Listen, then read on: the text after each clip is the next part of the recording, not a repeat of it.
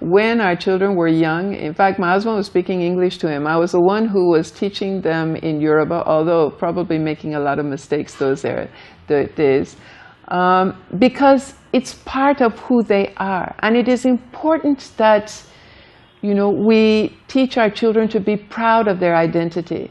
Because if they go to the US or to the UK to live and so on, they must not forget their roots. They must not forget who they are. And so we always encourage culture here in the school. We encourage it in our home.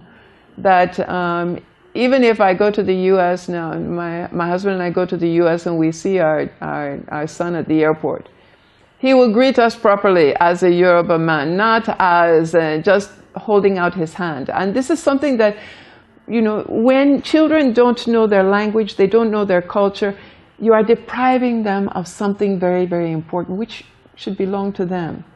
And so I always encourage parents. I've seen children that come from a home where the mother is Yoruba, the father is Yoruba, and the child cannot even say ekaro, does not even know how to kneel down or prostrate. And it's to me, it is sad because, you know, they just see that as, oh, that is African culture.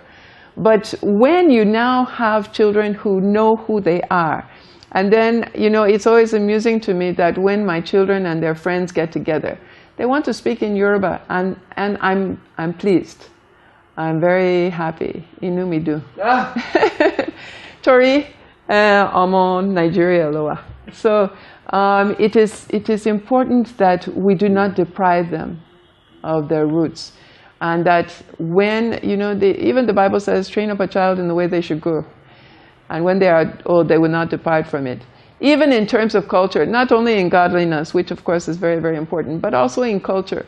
That train them in the way that one has been brought up.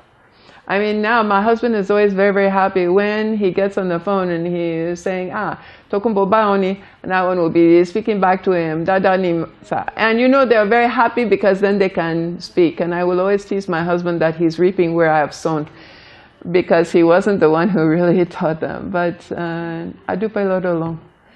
Thus far, God has helped us.